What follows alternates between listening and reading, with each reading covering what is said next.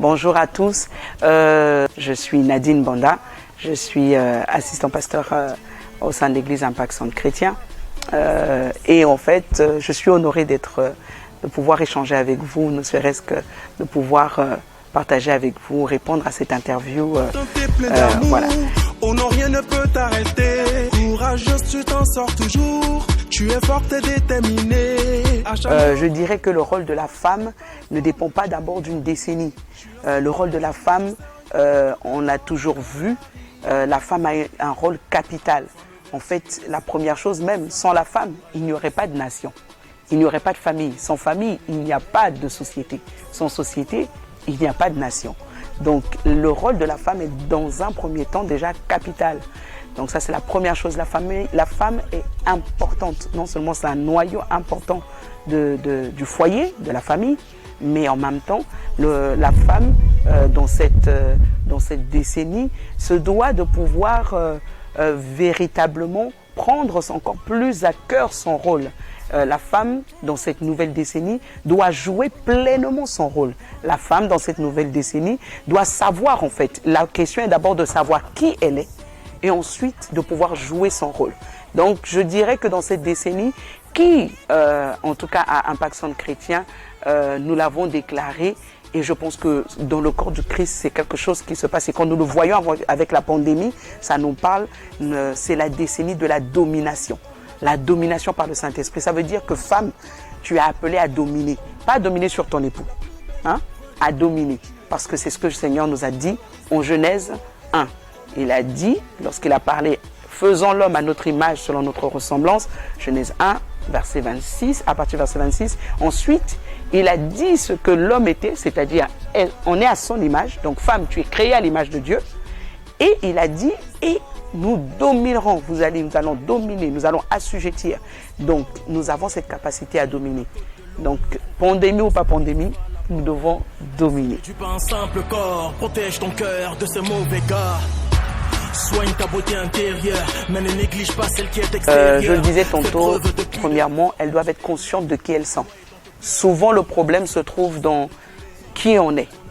À partir du moment où un individu ne sait pas qui il est, il ne peut pas fonctionner comme on devrait. On ne peut pas demander de lui de fonctionner alors qu'il ne sait pas qui il est. Vous verrez que, par exemple, un enfant qui a été adopté, il peut avoir été adopté et puis la famille, gloire à Dieu, dans laquelle il a grandi, lui a donné tout ce qu'il faut pour qu'il puisse grandir dans de bonnes conditions. Il devient quelqu'un de même et vous verrez que il y a toujours cette quête d'aller savoir qui je suis. Et ne serait-ce que d'avoir toute la jeunesse de son histoire. Et une fois qu'il a la jeunesse de son histoire, en fait, il peut maintenant il va maintenant passer dans une autre étape de sa vie, construire quelque chose de beaucoup plus solide, beaucoup plus fort. Donc pour une femme, elle doit d'abord savoir qui elle est. Quand elle sait qui elle est, femme, tu es une aide. Femme, Dieu t'a créé en te faisant une aide semblable. Tu n'es pas moins que l'homme, mais tu es semblable à l'homme, mais ce n'est pas pour autant que tu as la même autorité que l'homme. L'homme est le chef et la femme, elle l'aide. Donc elle vient aider à accomplir de grandes choses. Elle vient, donc il faut déjà être conscient de son rôle en tant que de qui on est femme et Dieu nous a donné beaucoup de potentialités. On a un leadership qu'on n'utilise pas souvent et dont on n'est pas conscient. On a le leadership de l'influence. Une femme, partout où il y a une femme, dès qu'une femme arrive quelque part, elle influence. Et d'ailleurs, elle influence positivement comme négativement. Vous voyez? Donc tout dépend de qui tu es. Si tu es consciente que tu es une femme que Dieu a appelée à une grande destinée, et je crois que c'est le cas de toute femme qui a été suscitée, et on a beaucoup d'exemples dans la Bible, et il n'y a pas que d'exemples dans la Bible, au jour d'aujourd'hui, nous-mêmes, nous sommes en train d'écrire une autre histoire. Donc c'est possible que nous puissions écrire une histoire en partant de qui nous sommes. Ce que nous sommes, c'est ce que Dieu dit que nous sommes. Donc quand tu sais ce que Dieu dit de toi, après tu peux fonctionner. Après tu peux faire de grandes choses. Donc je pense que nous devons d'abord connaître qui nous sommes. Et ensuite, quand nous connaissons qui nous sommes, nous allons maintenant user de sagesse pour pouvoir mettre maintenant en manifestation les plans de Dieu. La plus belle, regarde comment tu es jolie. Valorise fort, comme Je suis également responsable au niveau de Impact Centre Chrétien au Bénin.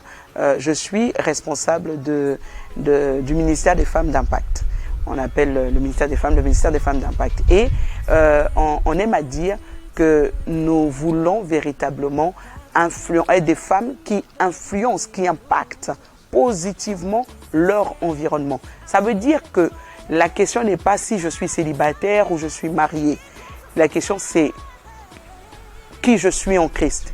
Une fois que je sais qui je suis en Christ, peu importe le statut que la société me donne, veuve, ménagère, peu importe le rôle ou le statut ou la position que la société va donner, moi, qu'à partir du moment où je sais qui je suis, dans ce que Dieu me demande de faire, dans ce que je suis appelé à faire, même si tu es une femme qui vend des beignets, tu peux le faire avec une dimension d'excellence. Peu importe ce que tu fais dans la vie, il faut vraiment pouvoir être à même de marquer ton positivement. Je disais une fois qu'il y a des endroits où vous voyez, vous pouvez passer, vous avez envie d'acheter le beignet, pas parce que vous avez faim, parce que vous voyez que c'est propre, parce que vous voyez que la personne a créé un cadre. Et quand il y a affluence, ça veut dire que c'est positif. Quand il y a affluence, ça veut dire que c'est bien fait, que c'est bon. Et c'est ça qui fait qu'on va aller. Tu vas avoir une femme qui voit à côté, elle va vendre des beignets, il n'y a personne, mais tu vas toujours avoir tendance à aller là où. Ça veut dire que l'autre personne où il y a du monde a influencé. Donc maintenant, nous, en tant qu'enfants de Dieu, nous devons influencer positivement notre génération et notre environnement. Et ça passe par notre attitude, notre manière d'être, notre manière de faire. Quitter le commérage, quitter les critiques et être dans ce qui construit. On peut avoir à faire des critiques qu'on appelle constructives. Ça veut dire qu'on dit ce qu'il y a de bien, on dit ce qu'il y a qu'on a remarqué à améliorer. Pas juste de critiquer pour critiquer, comme on dirait, de manière méchante ou gratuite, mais en tant qu'enfant de Dieu, on doit vraiment quitter ça. Ce n'est pas la position, ce n'est pas ce que Dieu est. Nous sommes à l'image de Dieu et ce n'est pas ce que Dieu est. Et nous pouvons et nous devons véritablement influencer positivement. Ça veut dire que quand tu es enfant de Dieu quelque part, tu dois changer l'atmosphère. On doit sentir qu'il y a quelque chose de différent. Il y a la joie du Seigneur qui t'anime. Là où on est en train de parler de tristesse, là où on est en train de se plaindre constamment. Toi, tu ne dois pas être en train de te plaindre. Mais tu dois pouvoir être sur ton lieu de travail, même combien même les réalités sont là, la réalité n'est pas la vérité. La vérité, c'est Christ. Donc, quand tu es focalisé sur Christ, tu es plus dans la vérité et moins dans la réalité.